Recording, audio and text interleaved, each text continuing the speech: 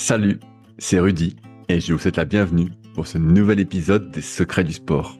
Le but de ce podcast est de vous partager ma passion du sport et notamment de découvrir les secrets d'entraînement des champions. Qui sont-ils et que font-ils pour performer au plus haut niveau? Si vous ne me connaissez pas, je suis Rudy Koya, fondateur du site superphysique.org, destiné aux pratiquants de musculation sans dopage que j'ai fondé en septembre 2009. Sur ce site, j'ai écrit des milliers d'articles, fait des milliers de vidéos et je fais des podcasts depuis plus de 10 ans, avec toujours la même ligne de conduite, trouver des réponses à mes questions. Sur ce site, vous retrouverez une partie de ce que je propose, que ce soit en termes de compléments alimentaires, destinés à améliorer votre santé, notamment bio, mais aussi une application, SP Training, des livres, des formations, ainsi que du coaching à distance.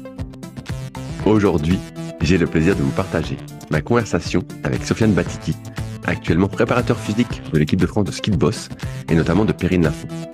On revient sur son parcours de footballeur professionnel, à son arrivée à la fédération de ski, sans oublier sa période toujours d'actualité de coach sportif et de formateur. Bonne écoute. Salut Sofiane, comment ça va aujourd'hui? Très bien. Moi ça va toujours, surtout quand je te vois. Tu sais bien? Toujours. Alors aujourd'hui on fait un podcast et j'ai pas mal de thématiques à voir avec toi. T'es passé dans plusieurs podcasts déjà, on se connaît un petit peu depuis que je suis arrivé sur Annecy, où je te voyais être coach à Visaform. Coach de luxe un peu. Belle époque. Je me souviens d'une fois où tu m'as dit, ouais, mais toi, de toute façon, tu fais des cours collectifs, t'es un mec en tutu. C'est vrai, je dis ça? Non, je sais plus. T'es sûr que j'ai dit ça? Un grand Rudy. C'est possible, mais je me souviens plus trop. Et je voulais revenir rapidement sur ton parcours. J'ai entendu plusieurs fois que tu avais failli être footballeur professionnel. C'est quoi l'histoire exacte? L'histoire exacte, c'est que j'ai été footballeur professionnel à des niveaux, je n'étais pas Kylian Mbappé, j'ai fait, comme tout le monde à l'époque, un centre de formation, qui était en l'occurrence la USL, qui était un des très bons clubs formateurs à l'époque. Puis j'ai fait le parcours classique d'un jeune qui joue au foot, 12 ans, bon, t'es repéré bien avant, mais 11, 12 ans, c'est le moment à peu près à l'époque où on essaie de partir chez nous.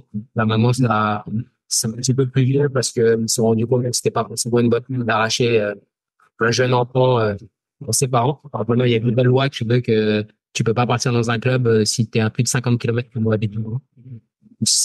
Maintenant, ça met en avant, plus de choses, c'est-à-dire qu'on fait déménager les parents, il y a des magouilles un petit peu bizarres. Mais à l'époque, c'était, ouais, 11 ans, 12 ans. Donc, j'ai eu intégré le centre de formation. Où je suis arrivé un petit peu en mode très bon joueur, mais comme tous les autres joueurs qui sont venus comme moi. C'est un petit peu ce qui se passe quand on est jeune, c'est que tu es dans ton petit club, dans ta petite ville, et t'es le meilleur joueur, t'es la pépite, et tu penses que t'es vraiment le meilleur du monde. Sauf que quand t'arrives dans un centre de formation, t'as d'autres pépites de leur ville, et qui finalement sont soit plus forts, soit moins forts que toi, mais tu te rends compte que t'es pas le centre névralgique de la Terre. Et puis bah après, c'est la dure loi du sport, hein, c'est faut être bon. C'est pas le plus difficile de rentrer, le plus difficile c'est d'y rester finalement. Il y a beaucoup d'appelés, pas beaucoup d'élus. Et puis pour la faire courte, j'ai fait plusieurs centres de formation parce qu'au niveau footballistique et également surtout au niveau de la folie, j'étais à un niveau assez important. Donc je me suis fait virer comme un malpropre de plusieurs centres, bien que j'étais relativement bon au niveau du football. Et puis je me suis retrouvé à signer mes premiers contrats pro à 18, 19 ans. Parce que j'ai quand même réussi à être pro.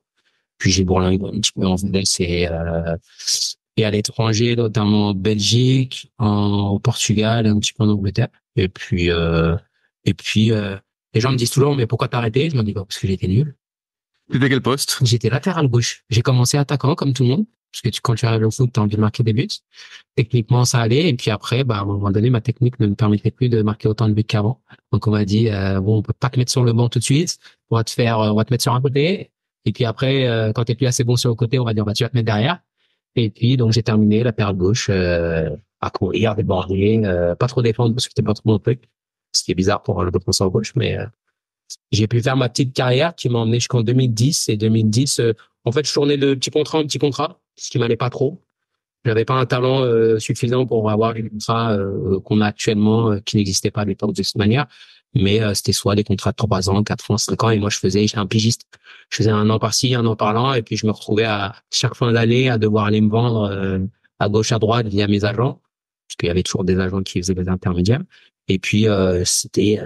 tu vas faire un essai dans le club et puis on voit s'il t'aime bien. Et s'il t'aime bien, ils te font signer un contrat. Et même cinéma tous les ans. et j'avais pas une très très bonne hygiène de vie à l'époque. Et je me suis fait une fracture de fatigue. Où ça? Au niveau du talus, ce qui arrive presque jamais. Et je me rends compte maintenant, avec les connaissances que j'ai maintenant, c'est que c'était une hygiène de vie.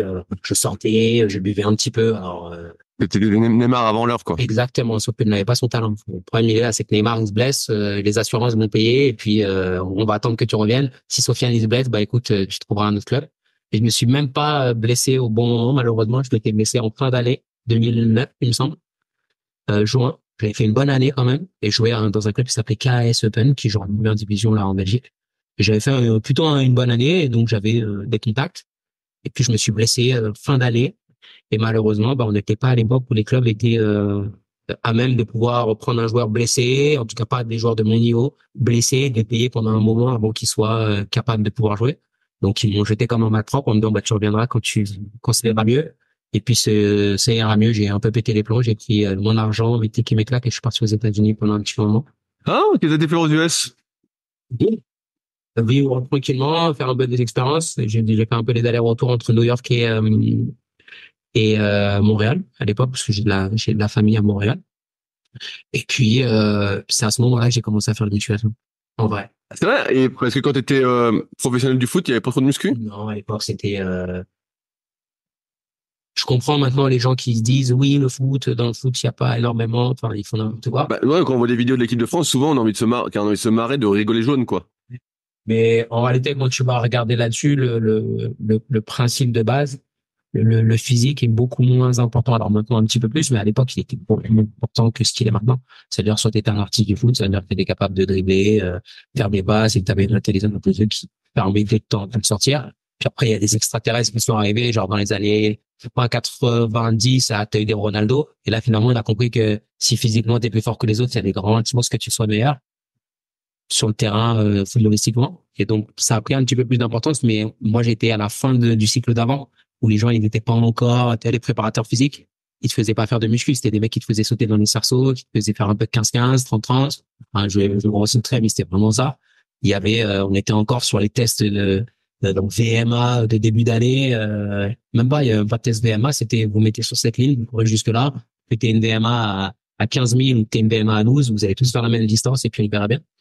Donc ça a quand même beaucoup évolué. Je pense que maintenant dans le foot, on a quand même des choses qui se font cohérentes. Après, le problème c'est que ce qui est mis en avant, notamment sur l'équipe de France, c'est des regroupements.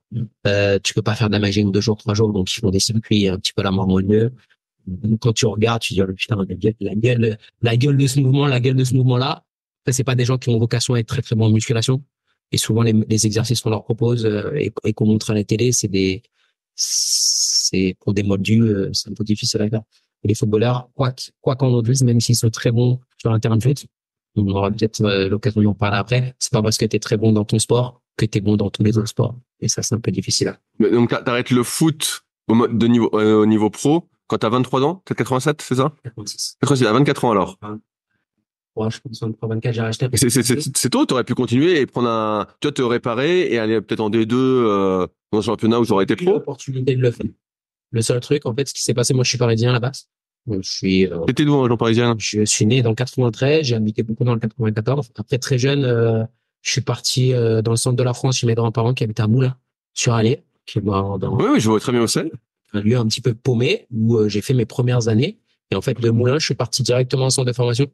Et après cette période-là, c'est là où j'ai commencé à revenir sur Paris beaucoup plus. Et donc, j'ai fait, parce que j'ai joué aussi à Créteil, donc ma famille est Paris-Centre et un petit peu 94. Donc, j'étais pour la force des choses un petit peu dans ces zones-là. Et puis, pour répondre à ta question sur le fait de pouvoir revenir, c'est que j'ai eu la lucidité très vite. Peut-être jamais plus me faisais plus d'illusions sur mon niveau et sur le fait que je pouvais vraiment arriver au Graal de gagner énormément d'argent avec ce que je faisais. Je gagnais décemment ma vie, mais c'était pas le genre de salaire qui pouvait te permettre d'être à l'abri. Combien tu gagnais en moyenne? Il n'y avait pas de moyenne, mais allez, grossièrement entre 5, un peu plus de 5. Ok. Ce qui était pas fou. Me suis permettait à mon époque, quand j'étais petit jeune, De flamber un petit peu, quoi. un petit peu, mais quand t'es là et que, parce que c'est 5, les gens ne se rendent pas compte que c'est 5 TTC. Quand t'es dans un club de foot et que tu prends 5, Ce qui est rien hein, par rapport aux chiffres qu'on va pouvoir avoir. Mais quand t'es jeune, qu'on a payé ton appart, qu'on a payé ta voiture, que tu manges au club tous les jours, 5 c'est par poche. Ça veut dire, c'est pas 5 moins le loyer, moins ci, moins ça, c'est 5. L'arme pour. Donc, ma Vuitton m'a beaucoup vu, Gucci m'a beaucoup vu, les vêtements et les C'est baskets. vrai que t'as toujours été bien habillé. J'essaye. Bah, de moins en moins, je trouve, quand même. C'est vrai ou pas? Bah, regarde, c'est quoi ce look aujourd'hui? Moi, je m'habille. Voilà, c'est bien ce que je te dis. J'ai des enfants à habiller. Maintenant, avant, je faisais attention à mon image à moi. Maintenant, je fais un peu plus attention à bien habiller mes enfants. Donc, ça me fait acheter un peu moins de choses, mais je dis quand même, j'ai de nourriture. T'as des belles baskets, mais le reste, on voit que père de famille, quoi, là. On a l'impression que t'as un pantalon de pluie, un peu. Uniqlo, peut le faire. Et donc, pour terminer là-dessus, je me suis posé un petit peu parce que j'étais dans une période de ma vie où je bougeais beaucoup. Tu vois, j'avais terminé, j'étais parti un peu euh, notamment à Montréal. Et puis là-bas, j'étais en mode folie. Soirée, potes, filles, tout ce que tu veux. Et puis je me suis dit, ok, est-ce que tu as vraiment encore envie de ça? Parce que les gens ne se rendent pas compte parce qu'ils pensent que la vie de footballeur, c'est Kylian Mbappé, c'est si. Sauf que quand tu es dans le ventre mou de cette profession, bah c'est beaucoup de sacrifices quand même hein, pour peu de rémunération finalement. Si tu gagnes 100 000 euros par mois, 600 000 euros, 6 millions par an, ouais, ne pas voir tes potes, c'est ça va, ne pas voir ta famille, ça va. Mais quand t'es voilà 4, 5, puis t'es dans des endroits un peu sordides, puis voilà, tu vis pas la vie de rêve. Je dis putain, est-ce que ça vaut vraiment, est-ce que le gens vont vraiment la chandelle? Mais finalement, pour moi, je me suis dit bah j'ai deux cas de figure j'ai deux choix qui sont devant moi. Soit je vais continuer à pousser un peu et essayer de trouver encore des contrats pendant 3, 4 ans parce que j'ai 24 ans et à mon niveau, je vais jouer jusqu'à 30 ans et je vais me retrouver dans un club de CFA anonyme. Je vais sans doute finir entraîneur des jeunes du club parce que c'est soit ce qui va se passer. Ou soit, bah écoute, je vais essayer de bifurquer et puis de voir qu'est-ce que je peux faire. Qu'est-ce qui t'a fait bifurquer dans le coaching sportif? Ce qui m'a fait bifurquer dans le coaching sportif, c'est d'abord ce voyage à Montréal notamment, où je suis allé m'entraîner parce que mes cousins s'entraînaient là-bas, le gym, c'est le gym. Donc, on allait s'entraîner et tout. Et puis, je me suis dit, et moi, je connaissais vraiment rien du tout à ça. Donc, j'y suis allé, et puis, mais toujours un peu sportif. Donc, au début, c'est tapis de course, et un petit peu de bench, pas de squat parce que, voilà, voilà, du biceps, du cible, des trucs, voilà, approche bodybuilding. Et puis, je me suis rendu compte que c'était quand même quelque chose que j'aimais bien. Puis, je suis revenu, en fait, par la force des choses. J'ai dans ma famille des gens qui habitent à Annecy, qui ont une entreprise. Et comme j'étais un peu fou, un peu dissolu dans la vie, ma maman, père à son âme, m'a intimé l'ordre, d'aller à Annecy parce qu'à Paris, j'étais complètement fou. J'étais sur les Champs-Élysées tous les jours et surtout tous les soirs. Et ma maman m'a dit, bah, tu sais quoi, tu vas aller chez mon frère qui habite à Annecy et tu vas te calmer un petit peu, tu vas réfléchir. Moi, il y a personne qui va t'appeler, tu vas être prospection. Et finalement, quand je suis venu ici, en arrivant, je me suis dit, bah, tu sais quoi, mon objectif, c'est de me remettre en forme et d'aller et de repartir faire des tests. Je suis arrivé vraiment à Annecy en me disant ça et j'habitais avenue Genève. Ok, plein centre, quoi. Plein centre de d'Annecy et finalement, bah, la salle qui était la plus proche, c'était Visaform. Ok, donc t'as atterri à Visaform. Intérêt à Visaform en tant que client en me disant, je vais me remettre en forme et donc, bah, je suis arrivé et j'étais en mode, bah, je connaissais rien à la muscu et je connaissais personne sur Annecy. Hormis mes tontons qui avaient une entreprise et qui partaient tôt le matin et qui partaient et qui revenaient tard le soir. Donc, je suis allé m'entraîner avec l'équipe d'Annecy à l'époque, un petit peu. Et à côté de ça, je m'entraînais 2 fois, le matin et l'après-midi. Et j'étais en mode Shaolin, tu vois. J'arrivais le matin, je connaissais personne, je calculais personne. Je m'entraînais le matin, je repartais chez moi, je mangeais, je dormais, je me suis dit, tu sais quoi, si tu veux repartir dans ce mode-là, il faut te remettre dans ce mode-là. Et donc, pendant peut-être 2, 3, 4 mois, je me suis dit, bah, je vais commencer à m'entraîner pour repartir parce que finalement, j'étais arrivé fin d'année 2010, je crois. Et je voulais repartir pour faire des tests juin. Donc, je me suis dit, j'ai 4, 5 mois devant moi pour vraiment bien faire. Et puis, en fait, au fur et à mesure que je faisais, je me disais, mais ça me manque pas, en fait. Le foot ne me manque pas, j'ai pas envie de repartir, mais parce que je suis en train de vivre là, aller à la salle et tout, j'aime bien. Sans savoir que c'était mon métier, mais j'aime bien. Et puis, bah, à un moment donné, j'arrive un petit peu au carrefour de tout ça. Et puis, je ne sais pas trop ce que je vais faire de ma vie. Et mon oncle me dit, bah, tu sais quoi, bon, c'est quand même déjà quelques semaines que tu es là et tout. J'avais assez d'argent, de pécule pour vivre, mais mon oncle m'a dit, reste pas oisif parce que l'oisiveté amène l'oisiveté. Va travailler. J'avais jamais fait un sortie de centre de formation, j'avais jamais fait un CV, j'avais même pas de carte vitale à l'époque. J'étais vraiment dans un autre monde, j'étais assisté de l'aide. Et mon oncle me dit, bah, tu vas aller travailler. Je lui dis, bah, c'est pas où travailler, qu'est-ce que tu me racontes? bah, tu vas faire un CV. J'ai dit, bah, les seuls CV que j'ai, c'est les clubs dans lesquels j'ai joué. Il me dit, bon, bah, il m'a aidé à truquer un CV et puis il m'a accompagné parce qu'à l'époque, je n'avais pas le permis de conduire. J'étais complètement fou. Je conduisais des voitures à l'époque, mais j'avais pas le permis de conduire et lui, ça lui allait pas. Donc, il m'a dit, tu vas prendre le bus comme tout le monde. J'étais complètement fou. Et bref, il m'a trouvé un petit job. En tout cas, il m'a intimé, il m'a proposé de poser dans certains endroits et je me suis retrouvé dans des trucs d'articles de sport. Et j'ai bossé pour GoSport. Ok. Un mois. Pourquoi qu'un mois? Parce que c'était le temps qu'il me fallait pour savoir que c'était pas l'ami que je voulais. Tout simplement, je suis arrivé dans le truc. Et moi, j'avais jamais travaillé, c'est-à-dire que j'avais jamais travaillé contre la maçon dans un job normal. Donc, pour moi, c'était, bah ouais, je me disais 24 ans, putain, je suis trop vieux pour reprendre des études. C'était ça le mindset que j'avais. J'ai 24 ans, on a dit, je vais pas repartir à l'école et tout. Donc, je vais faire un job et je vais gagner de l'oseille parce que, jeune naïf que j'étais, je pensais que j'allais pouvoir faire de l'argent sans inscription. Et donc, finalement, ce qui se passe, c'est que je vais à GoSport. Je fais, un mois. Au bout de ce mois-là, où on m'a demandé de faire plein de trucs, d'étiqueter des trucs, de vendre des trucs. Moi, je kiffais parce que je savais que j'allais pas le faire longtemps. Mais j'ai vu le salaire que j'ai eu à la fin de ce mois et j'ai dit, mais hors de question, vous êtes complètement malade. Où est-ce que je chine pour retourner à l'école? Et finalement, juste après, bah, c'est là que j'ai commencé à entreprendre un petit peu bah, les démarches pour trouver un endroit où je pouvais me former. Et au départ, bah, je me suis dit qui me correspondait plus tout de suite, c'est le sport. Donc j'ai cherché, je voulais pas de foot, etc. Et puis j'ai eu la chance aussi de tomber sur des gens formidables qui étaient à Visaform et qui ont vu ce que je faisais tous les jours et qui ont vu que j'étais quelqu'un de sérieux en tout cas et qui quand je suis allé leur demander de faire un stage d'observation, m'ont dit directement bah écoute si tu positionnes sur un job, nous on te paye ta formation, on te forme et puis après tu bosses pour nous. Donc j'ai pas eu à galérer comme ça peut être aujourd'hui puisqu'à l'époque aussi comme on discutait tout à l'heure. À Annecy, il y avait Visaform, Orange Bleu, Holness qui avait une petite salle qui existe toujours ou pas? Existe toujours. Et MS qui a brûlé, donc qui a pu. En même pas que Orange Bleu existait en 2009. T'es sûr? Ah, attends, t'es 2009, moi je suis arrivé 2012, ouais. Donc il y a que Visaform. Il y avait que Visaform qui était là, il y avait MS qui a brûlé. Mais on était sur quelque chose, oui, où la salle, c'était la salle omniprésente où tous les gens qui faisaient la musculation, du cardio, du sci allaient dans cette salle. Et donc, j'ai pu bénéficier de ça parce que c'était une grosse machine quand même à l'époque. Et donc, bah, ils m'ont accepté, ils ont accepté de payer ma formation. Donc t'as passé un BPGEPS alors? Tu l'as passé où alors? Bah, dans l'école dans laquelle maintenant je fais. Ok, à Ipso alors. J'étais à Lyon.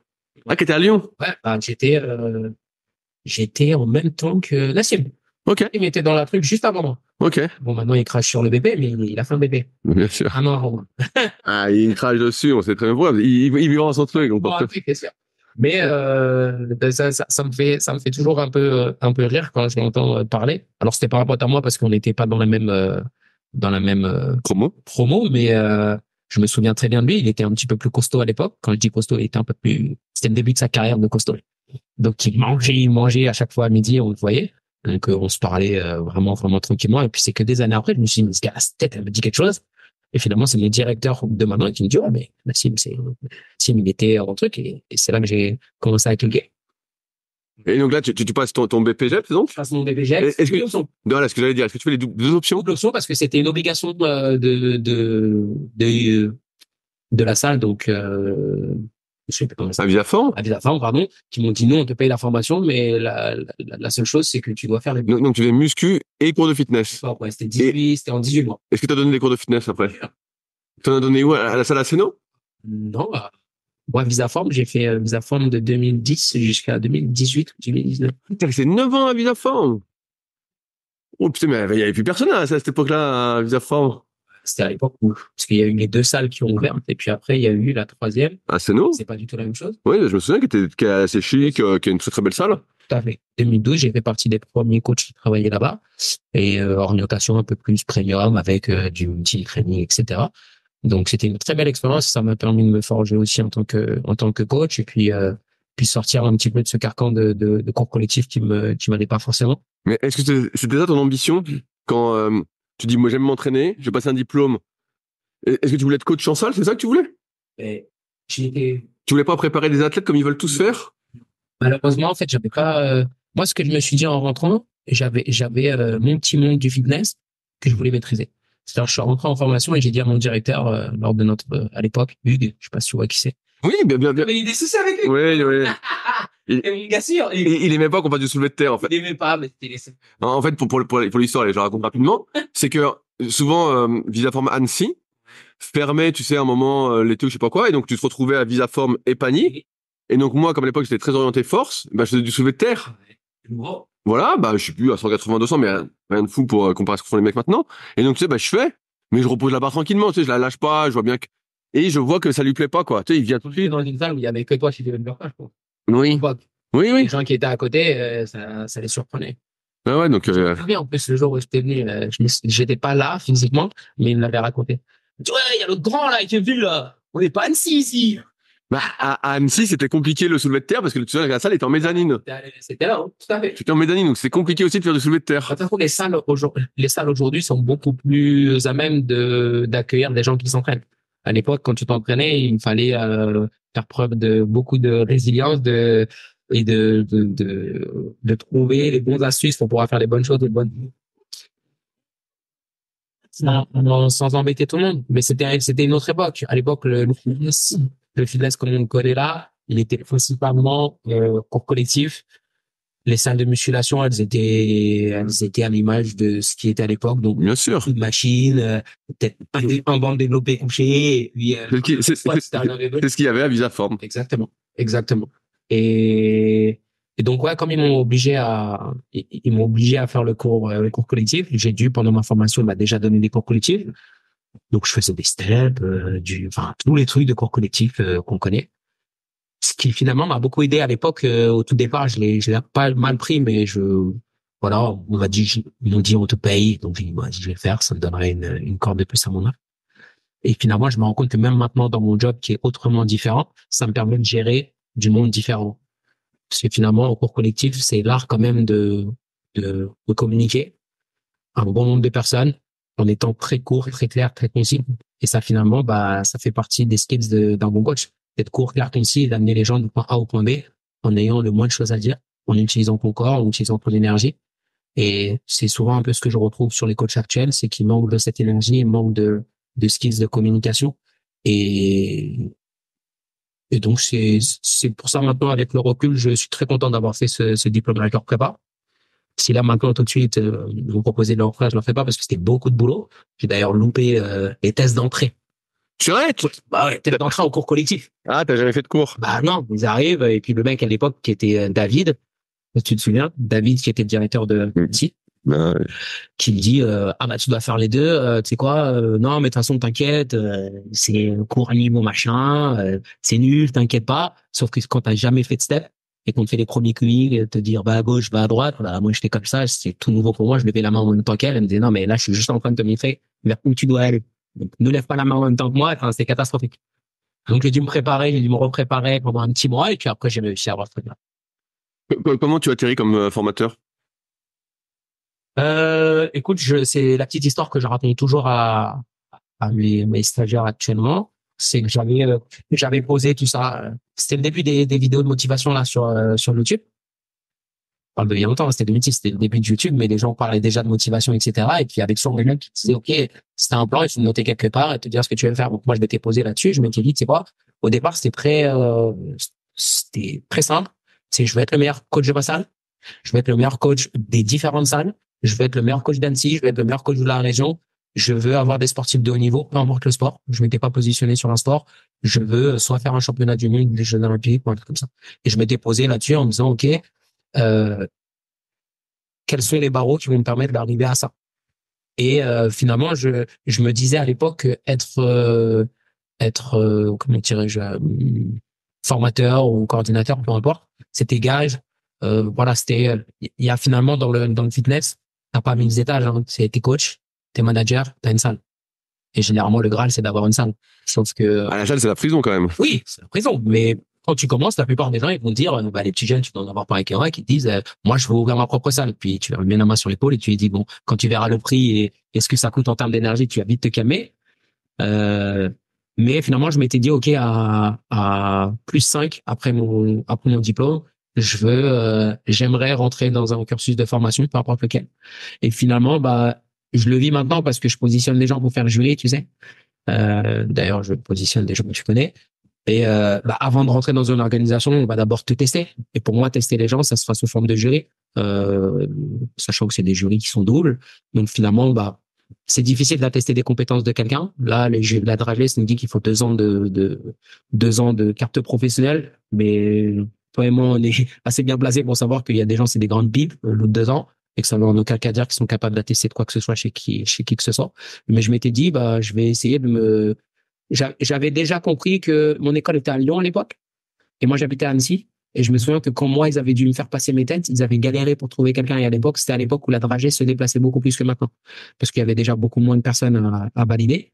Mais je me souviens qu'ils avaient du mal à trouver et envoyer des jurys. Donc moi, j'avais appelé la salle et je leur avais dit, je suis sur Annecy. Enfin, j'avais appelé mon ancien centre de formation. Et je lui avais dit, écoute, après 2 ans, 3 ans, je l'ai appelé, je lui ai dit, écoute, moi, je suis sur Annecy. Si tu as des gens à faire passer par ici, je peux être, plutôt que d'envoyer des gens de Lyon, moi, je suis là. Et donc, je suis resté dans la shortlist. Il m'a jamais appelé. Et puis, un jour, il m'appelle. Ça se passe bien. Et puis, et en fait, je le relançais tout le temps. Je le relançais tout le temps. Je lui dis, ouais, si t'as besoin, si t'as besoin, si t'as besoin. Et en fait, comme on dit, hein, il faut toujours rester, faut être courageux et téméraire, les deux. Et je faisais que lui envoyer des messages et pas de message, pas de réponse, pas de réponse, pas de réponse. Et un jour, il m'envoie, il me dit, ça tombe bien que ça tombe bien que tu me sollicites. On va ouvrir une antenne à Annecy. On va lancer un casting, genre. Et il me dit, qu'est-ce qu'il faut faire pour, donc c'était faire un déroulé pédagogique, etc. Et genre, t'imagines bien que sur Annecy, il y avait au moins une vingtaine ou une trentaine de personnes qui sont positionnées. Je pense que ce qui a joué en ma faveur, c'est que j'étais plus jeune que les autres, que j'étais un ancien stagiaire aussi, ce qui était gage peut-être quelque chose. Et peut-être qu'ils ont dû me payer moins cher que les autres aussi, peut-être au tout départ. Et puis, donc depuis 2016, je suis positionné comme formateur là-dessus. Ça fait 8 ans alors que tu formes en BPJEPS. Est-ce que tu formes les 2 mentions? Non, je voulais me positionner uniquement sur la première année. On a ouvert, il y avait que Muscu. La deuxième année, les deux ont ouvert, mais je pouvais pas me positionner sur les deux. Et clairement, j'ai pas le niveau enfin, ça faisait tellement longtemps que je ne faisais plus parce que ça date de 2016. J'avais arrêté de donner des cours en 2012, je pense, c'est le 11, des cours de step, etc. Comme là, cette année, je fais pas d'haltérophilie, même si je serais capable de pouvoir aller initier les gens à l'haltérophilie. Je pense qu'il faut avoir la fibre de ça et le kiffer faire ça. Et pouvoir être passionnant quand tu vas faire. C'est pour ça que j'avais fait intervenir Nico. Je peux, Mandel, Gym Training, coucou. Je peux parler du développement aérobie, mais je pense que quelqu'un qui le vit tous les jours, qui le fait tous les jours et qui kiffe ça vraiment, il va être capable de t'apporter ça de manière beaucoup plus, de manière beaucoup pas professionnelle, parce que ça se fait aussi professionnellement l'écouter, mais sans doute avec des choses qui pourra dire que moi je pourrais pas. Voilà pourquoi je me suis pas positionné. Comment tu juges l'évolution des élèves en BPJEPS? Donc moi, ça fait 3 ans que je donne des cours dans une école, on va dire un peu concurrente. Ouais. Mais toi qui as un peu plus de recul, et alors je te lance, je t'aide. Moi, j'ai l'impression que le niveau diminue en 3 ans, que le niveau vraiment des entrants est de plus en plus faible. Est-ce que toi, avec 8 ans d'expérience, c'est ce que tu remarques aussi? Ce que je remarque, c'est qu'on a plus de personnes qui voient la lumière. Quand je parlais de personnes qui voient la lumière, c'est que avant, c'était un projet qui était longuement mûri, où tu disais, c'est ça que j'ai envie de faire, quelle formation je dois faire. Tu vois, à l'époque de la Cumèze, tapez pas à la porte pour venir.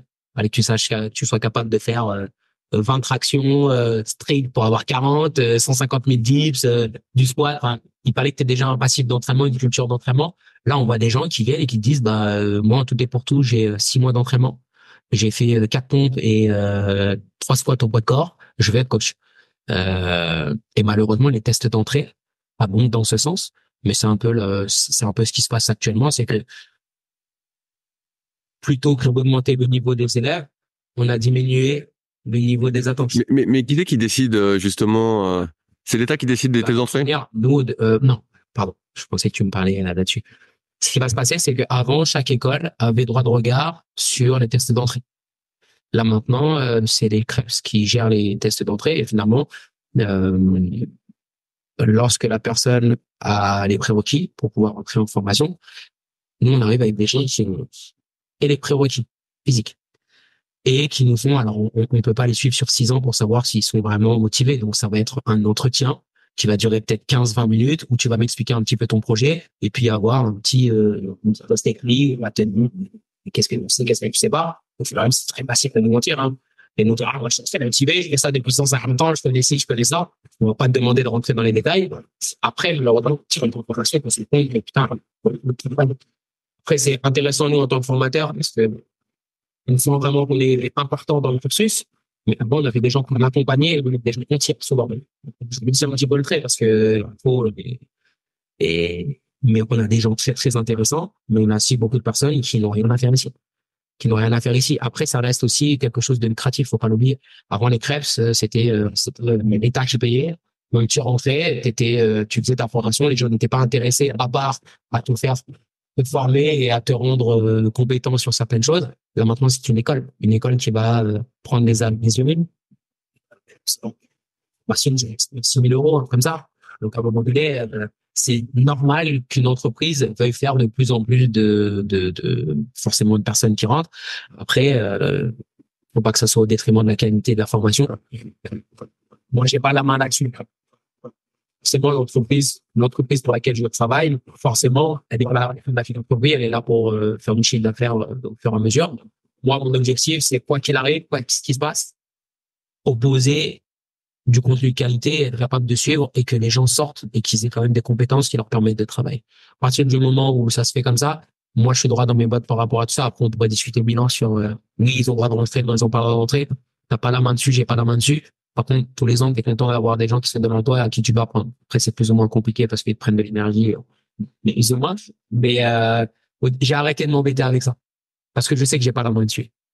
Et demain, si j'ouvrais un centre de formation, sans doute que j'aurais exactement les mêmes trucs. Oui, parce que tu essaierais d'être un peu plus élitiste, mais c'est pas élitiste, c'est normal. Mais en fait, t'aurais beaucoup moins de monde. Bah, t'aurais beaucoup moins de monde et si t'as des factures à payer, malheureusement. Non, c'est que les intervenants de beaucoup de font partie, c'est payés aussi sur le nombre de personnes qui viennent. Donc, c'est pas le chien qui se mord la queue, c'est dire, ouais, on veut que ça soit élitiste, donc il faudrait moins de monde, mais c'est moins de monde, sans doute que je pourrais pas demander plus d'argent chaque année. Et donc, à un moment donné, moi-même, je serais lésé. Donc, oui, on veut que tout le monde ait le meilleur, mais bon, on fait avec ce qu'on veut. On t'a beaucoup vu dernièrement avec Perrine Lafont, Ouais. Sur les réseaux sociaux. Toi, tu viens du foot. Ouais. Donc je vais commencer par une question basique. Est-ce que tu as déjà fait du ski? Est-ce que tu skis? Non, mais est-ce que tu skis pour de vrai ou pas? Tiens, on a la chance. T'as la première étoile? Ah non, je suis Deuxième étoile. il est incroyablement bon. Vous pouvez aller voir sur ma magazine, j'ai une vidéo où je skie, c'est incroyable. Non, j'ai eu la chance d'avoir à disposition dans ma famille un chalet à Chamonix. Et donc tous les ans, j'ai skié presque toutes les vacances d'hiver. Donc je me débrouille sur des skis. Alors comme je leur dis hein, à la Fédé quand on m'a fait mes entretiens de départ, on m'a dit est-ce que tu skis? J'ai dit bah si le benchmark c'est vous, non je ne skie pas. Par contre s'il faut aller d'un point A à un point B, à partir de l'île à Kitzbühel où c'est comme ça et que c'est carrelage, c'est-à-dire t'es obligé d'être sur les quarts de A à Z, non je vais pas tenir. Par contre j'imagine moi vous me prenez pour faire des séances en salle de sport. Ça devrait bien se passer. Si j'ai besoin d'être là au bord d'une piste, normalement, je pourrais les passer.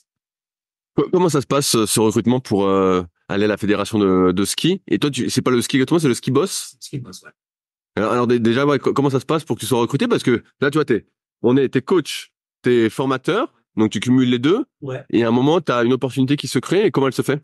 Alors cette opportunité, elle s'est créée, c'est toujours des rencontres. J'ai eu la chance d'avoir un des cadres, en tout cas une des personnes de la Fédé qui était bien installée et qui était dans un des groupes relais dames, je crois, une Coupe d'Europe, Coupe du Monde et qui avait fait plusieurs grosses compétitions et qui était dans l'encadrement et qui est venu me solliciter à la salle dans le cadre d'une réathlétisation pour le genou parce qu'il voulait pas, parce que moi je lui ai demandé, j'ai dit mais pourquoi tu viens me voir alors que j'imagine qu'il y a une cellule de réathlétisation ou un truc. Il m'a dit non mais j'ai pas envie de les embêter avec ça et tout, c'est sur mon temps libre. Je lui ai dit bah ouais, on a commencé à discuter. Et en fait, à la base, il est juste venu pour faire son sport et puis on a cliqué. Et lui, il m'a dit, puis au fur et à mesure, je pense qu'il a décelé des petites choses chez moi qui disaient, bah, écoute, il est un peu différent des gens qu'on a, mais je pense que ça clique très bien avec mes adresses, dans ma manière de parler, dans ma manière de fonctionner, dans ce que je proposais et puis dans les connaissances que j'avais. Et puis, c'est lui qui m'a dit, mais t'as jamais pensé à être préparateur physique et tout, machin. Et moi, à l'époque, j'avais ce syndrome de l'imposteur, quoi. Tu veux dire, bah, là, tout de suite, avec les compétences que j'ai, non. Contre, ouais. Une fois qu'il m'a mis ça dans l'esprit, c'est devenu un truc un peu plus clair. Ouais, je me suis dit, ouais, bah écoute, pourquoi pas. Donc je me suis posé la question quel cursus. Je pouvais pas repartir à la fac parce que j'ai fait Stats. entre-temps. J'avais fait STAPS à la fin de mes années de formation à Amiens à l'époque. Donc j'étais à l'université Jules Verne, mais ça coïncidait avec le moment où je jouais beaucoup au foot et j'ai pas pu terminer ma première année, donc j'ai laissé. Mais tu vois, j'avais déjà ce truc-là à la fin du lycée, quand j'ai passé mon bac, de me dire bah écoute, s'il y a un truc à faire, bon vas-y STAPS, ça sera cool. C'est du sport, mais. Et bah je me suis dit le moyen le plus simple, c'est faire un DU. Et c'est pour ça que je te parlais tout à l'heure que je m'étais retrouvé dans le DU de community. Et donc, ce DU, il voulait qu'on soit dans, voilà, c'est plusieurs petites périodes de déplacement à Dijon, à l'UFR STAPS de Dijon. Et puis, bah, entre-temps, il faut trouver un stage. Et moi, je me suis dit, bah, si je fais ça, il faut que je sois dans un stage, dans un très bon stage, quoi. Et donc, j'ai cherché les structures de haut niveau qui étaient autour de chez moi. Et donc, c'était soit du foot, mais c'était Lyon, c'était Grenoble, c'était machin, ou soit, voilà, la Fédé. Et donc, bah, à ce moment-là, j'ai rappelé ce monsieur. Ça, il y a eu genre 2 ans qui est passé entre le moment où on a arrêté de bosser ensemble et le moment où j'ai eu ça. Et je dis, bah écoute, il s'appelle Laurent. Je dis, bah écoute, Laurent, tu m'avais dit que si j'avais des velléités là-dedans, je pouvais t'appeler. Écoute, j'ai besoin de toi. Et j'ai besoin d'un stage. J'ai juste besoin d'un stage. J'ai juste besoin que tu me présentes à la personne qui me permettrait de rentrer en stage à la fin. Et donc, il va dire, bah super, j'attendais ton appel, bla. Il me met en relation avec Olivier Pédron à l'époque, qui était responsable de la préparation physique à l'Héberger. Savoir qu'il y a une CNE qui est comme le Clairefontaine du ski. Et dans le cadre de mon stage, j'ai pu intégrer un cellule d'enseignement à la POD et également le pré-bac. Ça, c'est moi qui sont en formation pour entrer. C'est le bac, c'est le monde qui sont encore dans les plans. Donc, bah, j'ai pu intégrer, c'était en 2018, je crois, ou 2017, 2018, je pense, 2018. Et chemin en faisant, j'étais déjà dans la formation. Donc, je savais un petit peu ce qu'on attendait, ça m'a beaucoup aidé. C'est, tu vois, on va avoir des interactions avec les tuteurs, etc. Je vois et je sais ce que les gens attendent de quelqu'un en formation. Et donc, je me suis mis à l'auteur de la métier qui était la mienne et j'ai fait en sorte qu'à la fin de mon stage, on me propose quelque chose. Et ce quelque chose, c'était pas de rejoindre finalement les groupes encadrants pour le lycée. Donc, j'ai fait ça pendant 2 ans avec un petit interne pendant le Covid où il n'y a pas eu d'entraînement parce que le lycée était fermé. Et puis, bah, j'étais dans les petits papiers. Je suis resté, j'ai fait des petites piges. On m'a appelé, ouais, cette semaine, on a besoin de toi et j'y allais. Et c'était dur à cette époque-là parce que moi, j'attendais à ce qu'on me propose directement un gros contrat et finalement, c'était un petit truc qu'on me demandait. Et finalement, j'ai pris le truc, j'ai décidé de voir le verre à moitié plein. Et bah, finalement, je me suis donné, j'ai montré, j'ai prouvé. Et puis bah, le jour où il y a une place qui s'est libérée dans le groupe Coupe du Monde, parce que c'est comme pour tout, hein, rentrer, il faut qu'il y ait quelqu'un qui sorte.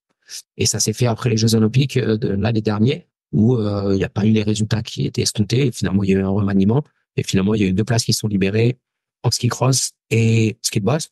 Et donc la personne qui saute de positionner les gens, l'a donné directement au chef de groupe. Le chef de groupe m'a appelé, et puis après, bah, j'ai payé sur le ski cross, et moi, je me suis payé sur le ski. Et je me suis très content. Je pose ces questions parce que on a tous les deux, on est formateurs, et donc tu as beaucoup d'élèves, de personnes qui veulent entraîner des athlètes, qui disent, moi, je vais passer un diplôme de coach pour entraîner des athlètes. Et là, tu nous expliques un peu, bah, les années qu'il a fallu pour que tu puisses arriver À mon grade. à ton Graal, plus ou moins. Maintenant, moi, je te pose la question, c'est comment on entraîne des skieurs de boss? Ça ressemble à quoi? Ça ressemble à des athlètes. Ce sont des athlètes. Alors, le ski de boss, c'est 3 grosses composantes. Tu vas avoir le ski, tu vas avoir la vitesse à laquelle tu descends et tu vas avoir une acrobatie. Donc, en gros, t'as une première section, tu pars de là-haut. T'as une première section avec des bosses qui te fait arriver sur un premier tremplin, qui bosse, où tu vas, enfin, un gros tremplin sur lequel tu dois faire un trick, réatterrir, repartir sur un champ de boss, faire un deuxième trick et terminer dans un champ de boss et arriver le plus vite possible en bas. Donc, en gros, on va avoir 60% de la note qui va être basée sur la qualité de ton ski. C'est un sport quand même de jugement, donc là de l'aspect vitesse. Donc 60% sur la qualité de ton ski, c'est-à-dire la capacité à pouvoir faire ton carabing, à garder le buste bien droit, blabla. 20% sur la vitesse, le produit, et 20% sur la qualité de l'acrobatie. Donc en gros, on doit faire tourner notre entraînement autour de ces 3 choses-là. Donc en gros, ils ont des entraînements de ski, ils ont des entraînements en acrobatie, beaucoup de trampoline. Et puis ils ont ce qu'on appelle du water ski, c'est-à-dire que avant de poser leur run sur la neige, avec risque de se faire mal, ils travaillent d'abord sur des trampolines, après atterrissent dans la mousse, après ils mettent leur pied et ils vont, si vous êtes déjà allé dans des piscines, on a des fois des rampes là-dessus, donc on a des rampes faites exprès, donc on va explorer à Magic Circus, je crois que ça s'appelle Water Circus, et il y a une rampe qui est faite exprès pour nous, qu'avec les caractéristiques des sauts qu'on va retrouver dans le sommet. Donc, ils apprennent à descendre et à atterrir plat sur l'eau. Donc, c'est moins traumatisant au niveau musculaire, moins traumatisant au niveau articulaire. Et finalement, ils s'entraînent pendant, alors, avant de me voyer à la télé, il y a peut-être un an de pratique du skills avant de les mettre sur la neige. Après, on s'entraîne juste à faire skills saut tout seul et puis après saut pour pouvoir enchaîner dans les bosses. Donc, c'est tout un processus où tu vas essayer de déployer des nouveaux skills. Mais ce sont des athlètes. Hein. Les skieurs, moi, j'ai eu cette grande... je voyais les skieurs, parce que quand tu regardes équipe 21 ou Eurosport, c'est souvent là-dessus que ça se passe. Tu les vois avec leur combinaison de blabla, tu te dis mais qu'est-ce que c'est que ça? Qu'est-ce qu'ils font? Les mecs qui sont très costauds. Donc ils s'entraînent comme des athlètes, donc on fait de la force, on fait de la pliométrie, on fait des sauts. Alors je sais pas si on peut rentrer dans les détails, mais Si, raconte-moi, dis-moi tout. ce que je fais moi, c'est que en gros historiquement au niveau du ski, tout est on va dire la discipline reine, c'est la descente. Ce que tu vois à la télé, descendre, les gros trucs qu'on voit. Et finalement, ils ont une manière de s'entraîner qui est propre à leur discipline. Ils font beaucoup de force, ils font beaucoup d'aérobie aussi parce qu'ils se retrouvent dans des endroits très hauts.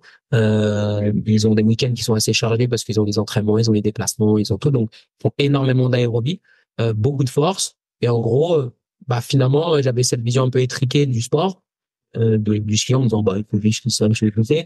Bon, mec, ils prennent des forces dans les courbes qui sont incroyables. Les mecs qui sont à 100 km/h, ils arrivent dans un virage, ils se prennent léger comme jamais. Donc, en vrai, eux, ils ont l'obligation de travailler des hauts niveaux de force à des niveaux de vitesse relativement bas. Quand tu vas aller d'une courbe, tu vas te faire écraser, tu vas pouvoir tirer, etc. C'est complètement l'inverse. C'est des très hauts niveaux de force, mais à des niveaux de vitesse super hauts. Finalement, à titre indicatif, mes skieurs font genre 3 bosses par seconde. Ok, ouais, c'est énorme. 3 bosses par seconde, et ça veut dire que dans un run, ils vont devoir passer de 3 bosses par seconde très très vite, pam pam pam pam pam, se positionner, se rééquilibrer, me faire un joli saut aligné dans un couloir, reposer les skis et repartir sur pam pam pam pam pam pam pam, donc vitesse de pied, et ensuite réenchaîner sur un deuxième saut et aller chercher au forceps pour terminer le premier. Donc ça nécessite d'avoir des hauts niveaux de vitesse, des hauts niveaux de force. Donc moi je réinvente pas la roue, hein. Ils soulèvent soit des choses lourdes, lentement, soit ils soulèvent des choses moyennement lourdes, un peu plus vite, soit ils soulèvent des choses très légères, très vite, voir leur poids de corps. Donc, grossièrement, dans une semaine, on va faire un peu d'haltéro, on va faire beaucoup de patterns de hinge et en genou aussi, parce qu'il en faut. Beaucoup de travail de dos, parce que c'est quand même relativement traumatisant. Et puis, à côté de ça, comme ce sont pas des athlètes de force, je me dois de multiplier la force à différentes vitesses. Donc, finalement, mon continuum, il est purement basé sur ma force et à quelle vitesse j'applique cette force. Donc, il y a des périodes ou des moments de la semaine où moi, je suis plutôt sur des planifications en bloc, où je vais avoir au sein de la même semaine, parce qu'on s'entraîne 2 fois par jour quand même. Donc, on va avoir de la force, on va avoir de la pliométrie, on va avoir du sprint, on va avoir du travail de puissance, plutôt orienté puissance vitesse que puissance force, parce que donc pas vraiment. C'est quoi la différence puissance vitesse puissance force? Alors, si on vient sur la puissance, on va souvent nous dire que très simplement pour schématiser c'est force fois vitesse. Donc finalement, soit on va jouer sur le versant de la force, c'est-à-dire être capable de soulever des charges relativement lourdes vite, ou être capable de soulever des charges relativement lentes, légères mais vite. On se rend compte que chaque individu a une expression de la puissance qui va être différente selon ce qu'il est capable de faire. Certains vont avoir des gros niveaux de puissance parce qu'ils sont très forts, mais ça va jouer sur forcément des niveaux de vitesse qui vont être un peu plus bas. Et puis, des fois, le sport implique que tu dois créer de la force, mais à des niveaux de vitesse qui sont complètement fous. Aujourd'hui, si tu prends un powerlifter, donc tu prends un haltérophile, l'expression de leur puissance n'est pas la même. C'est-à-dire que quelqu'un qui va bouger en haltérophilie va il va imprimer une certaine vitesse à sa barre. Si tu mets un capteur inertiel dessus, tu vas voir que même si on n'a pas des charges qui sont très lourdes, la vitesse à laquelle elle va monter, les watts vont exploser. pour quelqu'un qui va faire des watts, bah, si tu as 200 ou 300 kilos sur ta barre, même si tu la bouges pas très très vite, les watts par moment vont monter aussi. Le seul truc, c'est de se dire, OK, dans l'expression de mon sport, est-ce que moi je suis plutôt sur bouger des charges lourdes lentement, ou est-ce que je suis plutôt sur bouger des charges légères très vite, bon, juste bouger mon propre poids de corps très vite. Moi, c'est ce cadre-là. Donc, je me dois de travailler la force, mais finalement, quand je vais trop travailler et orienter le travail vers la force max, je vais forcément me départir d'une certaine vitesse de déplacement qui, sur le long terme, va pas être très intéressant pour moi puisque les miens, ils doivent bouger très, très vite. Alors là, c'est Est-ce que malgré tout, tu mets des objectifs de force chaque saison pour tes athlètes pour qu'ils battent le record? Bien sûr. Moi, je fonctionne, j'essaye d'imprimer une certaine culture en mon groupe, c'est-à-dire que on a cette dichotomie encore une fois entre les alpins et les freestylers avec historiquement tu demandes aux alpins de toute façon les freestylers ils s'entraînent pas comme nous et ils sont pas aussi acharnés que nous, etc. C'est juste parce que la place du physique dans l'activité n'est pas la même. Ça veut dire que si je prends mon groupe aujourd'hui, c'est pas forcément les plus talentueux dans la salle de sport qui se retrouvent très talentueux sur leur run. Parce qu'il y a d'autres choses qui vont rentrer en ligne de compte. Il y a le style, il y a ta manière de skier aussi, hein. T'es propre qui est le fruit de toutes les années que tu as fait avant. Dans le ski, alors dans le ski alpin aussi, on va retrouver ces skills. Mais c'est sûr que pour pouvoir mettre en avant tes skills de skieur alpin, il faut un gros physique. Nous, on a des gens dans le freestyle, quand tu les regardes, tu les croises en rue, tu te dis, mais lui, des sportifs de haut niveau, c'est pas possible. Il est gabé comme une crevette, j'ai pas l'impression qu'il soit très gainé, qu'il soit si ça, sauf que il utilise 95% de son corps. Et pour le coup, c'est les niveaux de force. Moi, ce que je fais, c'est que j'ai la chance de pouvoir opérer sur la longue durée, c'est-à-dire au moins un cycle olympique, c'est tout ce que je veux pour moi. Peut-être j'ai 4 ans devant moi. Donc je me suis posé sur des critères avec des objectifs. Le seul problème, c'est que dans le ski boss, on n'a pas beaucoup de littérature sur le ski boss. On a beaucoup de littérature sur le ski. On a beaucoup de littérature sur d'autres sports. Le ski boss, c'est un sport qui reste quand même un peu lunaire. Et donc, je peux pas aller sur PubMed et dire, OK, quels sont les tenants et les aboutissants d'un bon skieur de boss. Et en plus, on a la chance d'avoir une des GOATs. Perrine, elle est plusieurs fois championne du monde, elle est championne olympique. Donc en vrai, c'est les autres nations qui devraient nous regarder et voir comment elle travaille, elle. Et pas l'inverse. C'est un peu le souci qu'on a, c'est que quand tu as quelqu'un qui est très très bon et qui est au pinacle de son sport, normalement tout le monde se tourne vers lui pour dire, OK, il travaille comme ça, c'est que normalement la vérité, elle n'est pas très loin. Nous, le problème, c'est que c'est nous les meilleurs. Et pas en préparation physique. C'est elle la meilleure athlète. En tout cas, l'année dernière, elle a fait sur 5 titres mondiaux possibles, elle en a fait 4. Donc, elle est au-dessus. Le seul truc, c'est que moi, j'ai pas de blueprint là-dessus pour dire comment je dois m'entraîner avec elle. Donc, c'est faire une analyse de la tâche, une analyse contextuelle de ce qui se passe, où elle en est, qu'est-ce qu'elle fait, et quelle est la part du physique là-dedans. Quelle est la part du physique, à ton avis? Franchement, je saurais pas te dire. Moi, je pars du principe que mon intervention, elle est autant physique que psychologique. C'est-à-dire que on a un sport qui fait qu'on a la moitié de l'année où on est en prep. On n'est pas sur le foot où je vais t'entraîner lundi, mardi et puis samedi tu vas avoir un match. C'est de fin avril jusqu'à début octobre, fin novembre. Vous êtes principalement avec moi dans la salle. Donc qu'est-ce que je fais pour vous tenir et vous donner un os à mordre pendant tout ce temps-là où vous n'êtes pas sur les skis et c'est pas forcément le truc préféré de tous les athlètes. Ça, ce sont des skieurs. Toi, tu fais du kayak.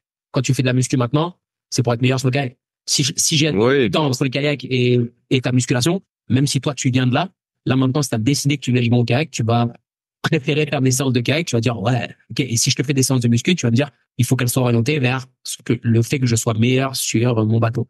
Bah oui, c'est la même chose. Ce sont des skieurs qui font de la muscu. Ce sont pas des musculeux. Donc, à moi de proposer des contenus qui soient agréables, qui soient efficients. Et quand je parle d'efficient, c'est qu'ils soient adaptés à leur niveau. Donc, moi, tous les débuts d'année, je leur fais des profils force vitesse. Ok. Et qu'est-ce que tu utilises pour faire ça? J'utilise le Vitru. Ok. On a le Vitru, mais on a des Gmower aussi. Est-ce que tu remarques des grosses différences? Oui. Entre chaque athlète, justement, sur cette force vitesse? Oui, je crois que tu me disais entre les années qui passent. Non, mais justement, entre les athlètes, est-ce que tu vois des grosses différences? Comme je te disais tout à l'heure. Est-ce que tu peux me donner un exemple, genre à 75%, t'en as un qui a 1 mètre seconde et l'autre à 1 mètre 50? À ce point-là? Parce qu'on a des 1RM qui sont pas les mêmes. Pour tous nos athlètes. Aujourd'hui, on peut partir du principe que si toi, tu as un squat à 150 et que moi, j'ai un squat à 100, et qu'on se met normalement tous les deux à 75%, on va avoir normalement des vitesses qui vont être à peu près Ça va être à peu près les mêmes quand même. sensiblement les mêmes. Le problème, c'est que moi, je fais deux tests. Je fais les tests lorsqu'on fait des 1RM pour avoir les vrais pourcentages, et je fais des tests complètement arbitraires avec des charges que moi j'ai choisi d'avoir. Donc un test avec 20 kilos, 40 kilos, 60 kilos, 80 kilos, 100 kilos. Ça, c'est arbitraire, ça peut me dire, oh, mais pourquoi? Il y en a, ils n'arrivent même pas à 100 kilos sur certains mouvements. Mais au moins, je peux comparer ce qui est comparable. J'ai deux personnes qui soulèvent la même charge, je peux vraiment dire qui est le plus puissant des deux et à quelle vitesse ils bougent. Sachant que moi, je veux m'acter sur la vitesse, j'ai pas besoin de savoir combien tu soulèves. Donc, on a la chance d'avoir ces outils-là qui nous permettent soit de monitorer aussi un petit peu l'état de fraîcheur des gens. C'est ce que j'allais dire. Est-ce que tu t'en sers? Tous les jours, tu t'en sers pour déterminer les charges à utiliser alors? Ouais. Hors du principe. Et qu'est-ce que tu fais pour adapter ça au jour le jour? Est-ce que tu fais tu le mets à l'échauffement et tu vois ce qui se passe? Exactement. C'est-à-dire qu'aujourd'hui, je vais mettre deux choix, je vais mettre des pourcentages. Ce problème, bon, je vais pas réexpliquer que le 1RM fluctue de jour en jour, selon ton état de forme, ton état de fatigue, etc. Et surtout quand tu t'entraînes 15 fois par semaine. Il est là le problème. Et surtout quand tes RM sont actés depuis 6 mois. Parce qu'on s'est déjà tous basés sur un RM qui date de 1000 ans. Tu sais, des fois, quand tu demandes aux gens, tu fais combien au bench? Tu donnes le bench il y a 6 ans en arrière. C'est plus ton RM, Coco. Ton RM, soit il est plus haut, soit il est moins haut, mais il va falloir le remettre, au bout du jour. Ce qui est intéressant, c'est que les vitesses sont moins fluctuantes dans le temps. C'est-à-dire qu'une fois que j'ai fait mon test de force-vitesse, je sais que ton 90%, il est à peu près sur, peu importe le pattern, mais on va dire, il est à 0,30, 0,35, 0,25, allez, j'abuse.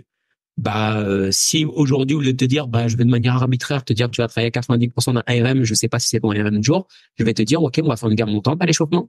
Et dès lors qu'on sera arrivé à la vitesse que je t'ai demandé, ça sera ta charge du jour. Et comment tu détermines l'arrêt de la série alors? Je mets des cutoffs. À combien? 10%, ouais, tu mets pas beaucoup. Sur la force, 10%. Sur la force, 10%, si je veux que ça reste, Et sur la vitesse alors? C'était sur sur la vitesse, ça dépend. Je vais soit mettre alors les cutoffs, c'est choisir arbitrairement combien de fatigue tu veux infliger.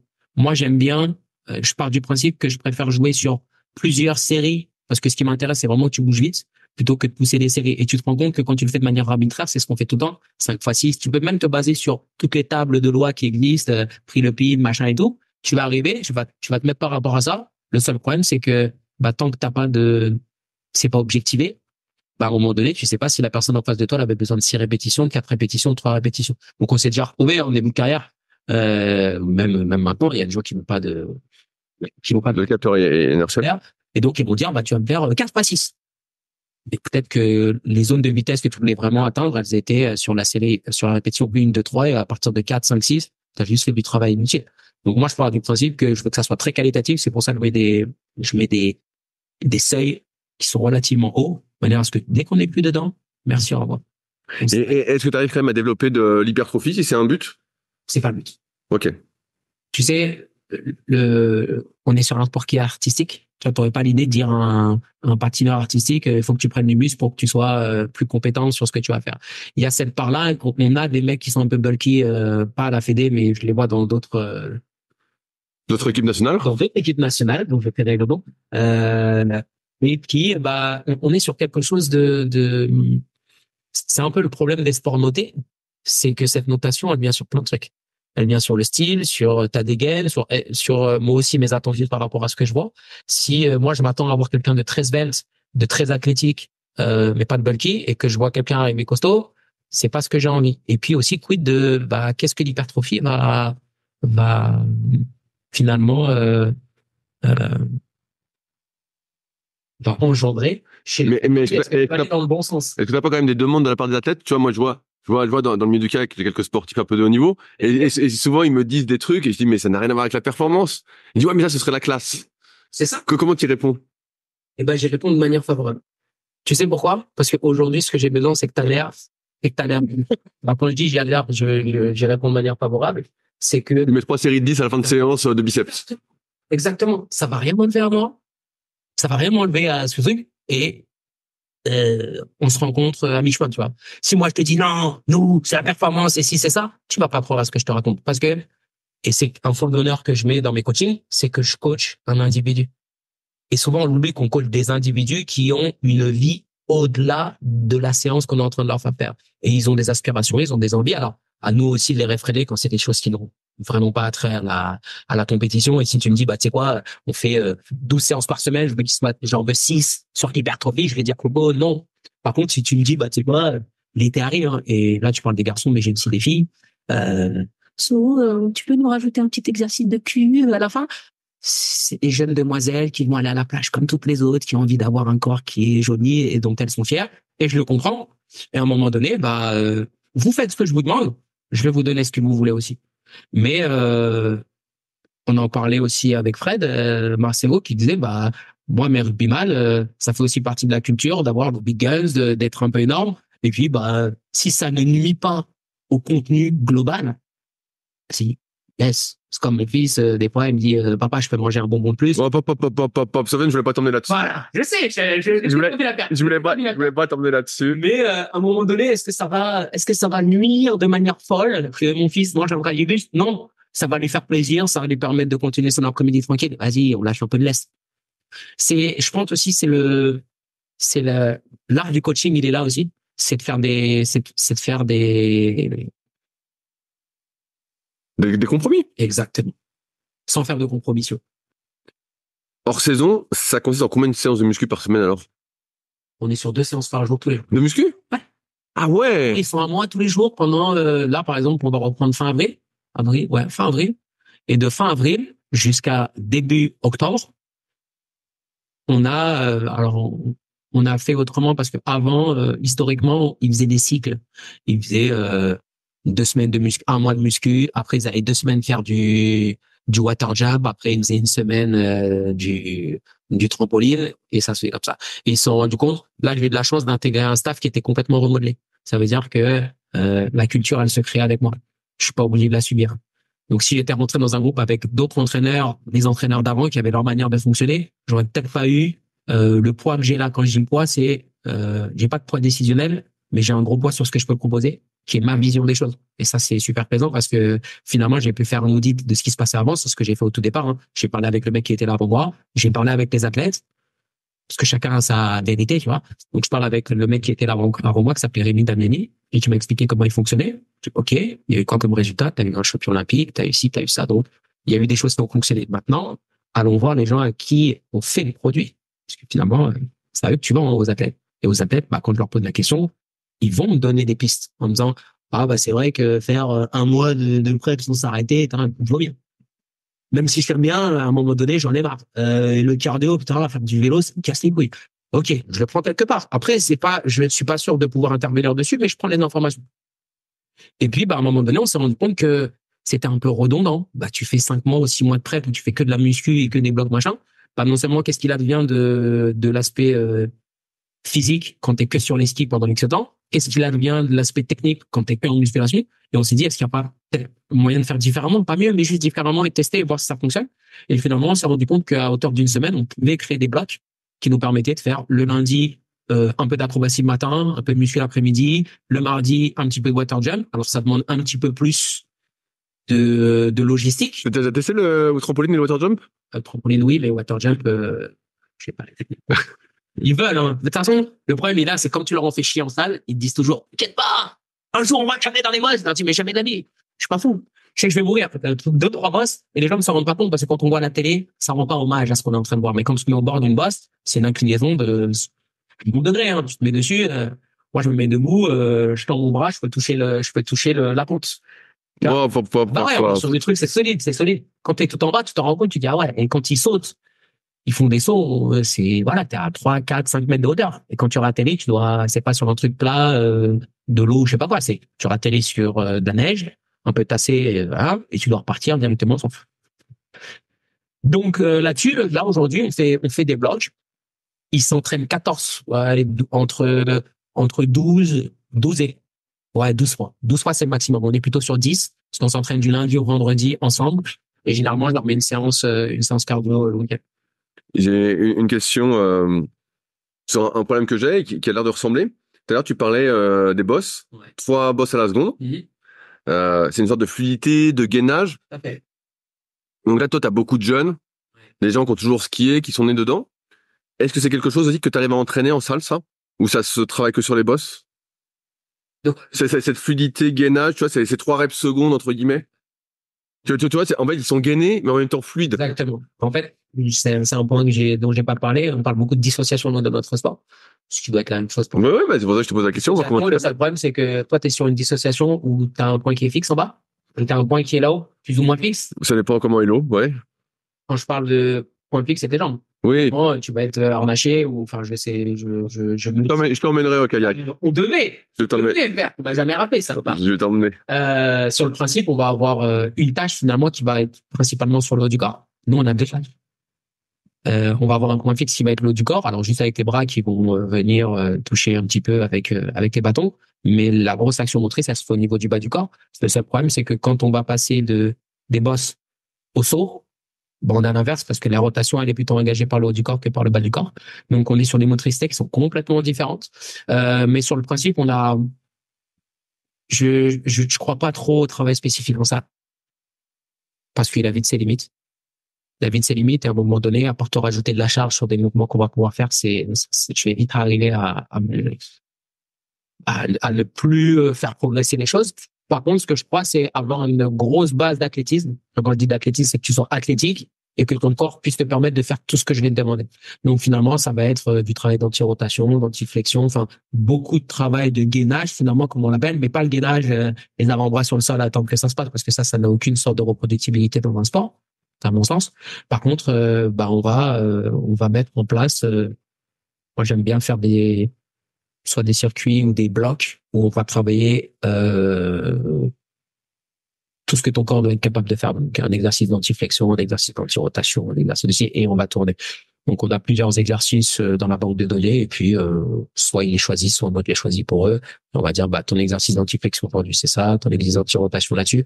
Après, il y en a qui vont préférer certains exercices. Moi, j'aime bien les faire tourner sur pas mal de choses parce que si tu l'aimes trop, c'est que t'es trop bon dedans et que ça veut dire que ça te coûte pas trop. Je te pose la question là parce que souvent, on peut voir, et donc c'est un débat, l'utilisation de surfaces instables, des Swiss balls, des Bosu, tout ça. Attends. Ok. Je suis pas dans le sport du principe qu'aujourd'hui, il y a peu de sports où la production de force va se faire sur une base instable. On va dire l'eau, mais l'eau non. En vrai, tu as une certaine stabilité sur ton bateau. T'es pas en train de recherche d'équipe toutes les 2 secondes. Sur les skis, c'est la même chose. Ils sont à tel niveau de maîtrise des skis que eux, quand ils sont dans les bosses, le milieu, il est pas instable pour eux. Ils savent très bien ce qu'ils sont en train de faire. Quand tu les regardes gérer, parce qu'en fait, ils ont 4 traces possibles. Donc, ils peuvent partir couloir extérieur, couloir intérieur, dans un couloir 1 et dans le couloir 2, pareil. Donc, ça veut dire que eux, à l'échauffement, ou en tout cas dans les entraînements avant les Coupes du Monde, ils vont passer dans chaque et ils sont capables de dire laquelle leur va le mieux. Mais pas laquelle leur va le mieux parce qu'elle est plus facile, laquelle va le mieux avec leur ski. Donc, ils ont ce niveau de compréhension d'eux-mêmes de dire, OK, ça, c'est ça qui va le mieux avec mon ski. Donc, je vais prendre plutôt cette trace-là ou cette trace-là ou cette trace-là. Ils peuvent la choisir comme ils ont envie. Et finalement, ce milieu qui est hostile pour nous ne l'est pas du tout. Donc, il n'y a pas d'instabilité pour eux. Pour clôturer le débat sur nos amis Bosu et nos amis Swissball, je pense qu'ils ont un intérêt pour certains individus. Mais les individus que j'ai en entraînement n'ont pas forcément l'intérêt. L'année dernière, à Nevers, quand on s'était vu, on n'avait pas parlé un petit peu de l'iso inertiel. Voilà, et avec Gaël Faury, justement. Et alors, je reviens un peu là-dessus, ça fait presque 1 an. Cette année, tu interviens justement le 27 et 28 avril à Nevers. Est-ce que tu as avancé dessus ou finalement, c'est toujours relégué un peu au fond de la salle? On a des keybox à la Fédé. Moi, j'ai créé mon déroulé pédagogique sur plusieurs années. Donc, je suis pas en mode Charlie de la chocolaterie. J'arrive, je vois tout qui brille, j'ai plein de machines à ma disposition, vas-y, je vais les faire.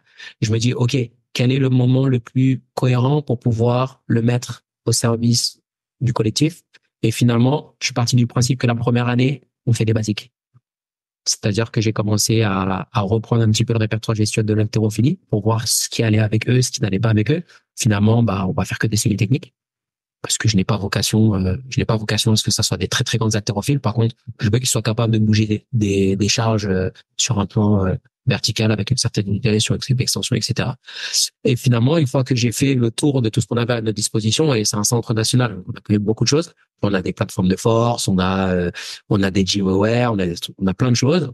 Mais finalement, si j'ai la folie de penser que plus je vais rajouter d'objets, et plus je vais rajouter de manières de fonctionner, et plus le résultat sera bon, ça sera sans doute sacrifier des gains futurs.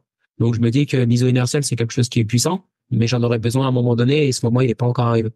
Et je pense que ça sera l'échelle fin d'année prochaine. Fin de prêt de l'année prochaine. Après, sur le principe, nous, on a des tests isocinétiques. Donc, on l'utilise, mais c'est plus il y a des personnes à la Fédé qui l'utilisent de manière, on va dire, presque toutes les semaines pour s'entraîner dessus. Moi, cette approche un petit peu analytique, elle n'est pas à hauteur de mes attentes. À part quand t'es en athlétisation et que t'as vraiment besoin d'avoir des points fixes pour savoir où est-ce que t'en es, qu'est-ce que tu fais. L'ISO inertiel est bon, mais tu vois, si on reprend ce qu'on a dit tout à l'heure, moi, l'ISO inertiel, je le ferai au PPG, ok, parce que c'est pas du tout ce que moi je vais faire. Par contre, nos amis alpins, qui, comme on l'a dit tout à l'heure, ont besoin de haut niveau de force avec des niveaux de vitesse relativement bas, ça peut rentrer là-dedans. Moi, très rapide, je vais me départir de la vitesse. Très rapidement, ce que je veux, c'est que tu bouges vite. Alors, l'ISO inertiel, c'est très cool. Le seul problème, c'est pour que tu aies de la vitesse sur la face excentrique, il va falloir te mettre énormément sur la face concentrique. Et souvent, t'es pas capable de le faire. Et même les vitesses qui sont très rapides en ISO inertiel ne sont pas à la hauteur des 3 mouvements secondes que moi je vais avoir. Donc, je vais sans doute plutôt me rapprocher de tout ce qui est pliométrie, etc. plutôt que de cette octométrie. Mais ça reste un très bon produit dessus. Aujourd'hui, donc moi, je te suis sur les réseaux sociaux. Et j'ai cru voir que tu préparais quelque chose en course à pied. Donc moi donc t'as dit que t'étais footballeur à la base. Ensuite, t'étais très muscu. Ouais. Je me souviens, voilà, tu t'entraînais pas mal en muscu quand je voyais t'entraîner tout ça.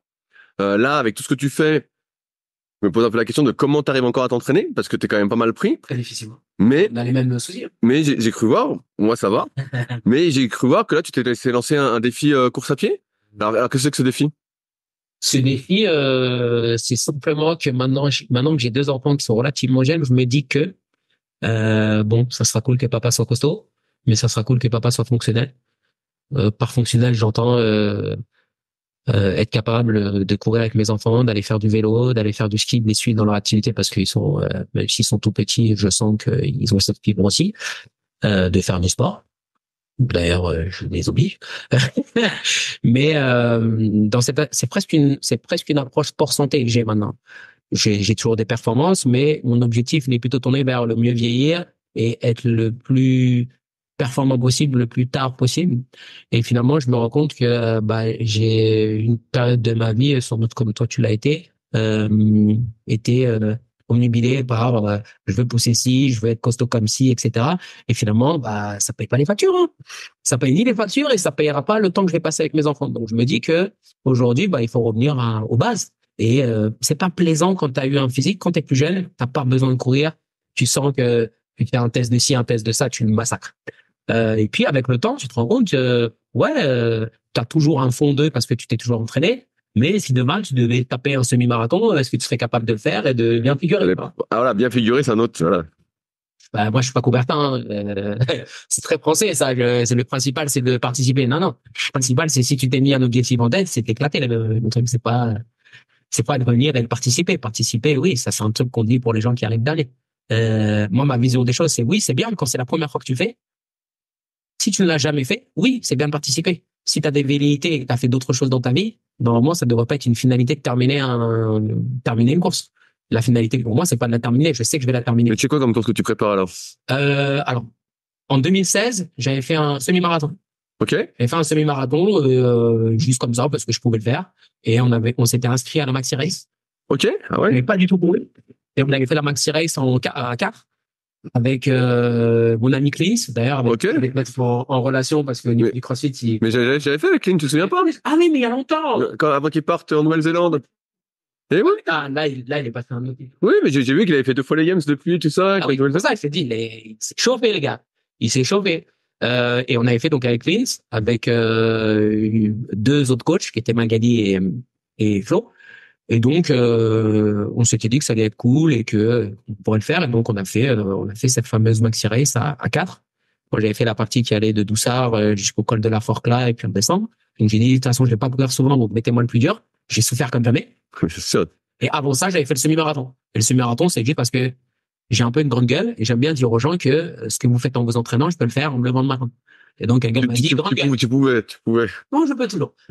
Au prix de plus de douleur, mais je peux le faire quand même. Et donc, j'avais dit, tu sais, vous avez rendu un peu grande gueule. Moi, de toute façon, celui, moi, je me fais easy. Que la gueule. Et les mecs ils m'ont pris au mot, ils ont fait une cagnotte et ils m'ont payé le truc. Donc, ils sont venus, ils m'ont dit, voilà, maintenant, avec ta grande gueule, on t'a payé l'inscription pour le semi-marathon, fais-le. Et je me suis pas entraîné.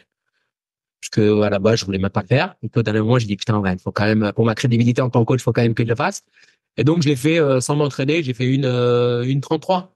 Ah, tu courais bien. Ah ouais, c'est pour ça que je te dis, après, en séance foot, t'as fait ça toute ta vie. Donc, en vrai, l'aérobie, tout ça, c'est quelque chose qui me parle. On m'a toujours fait courir.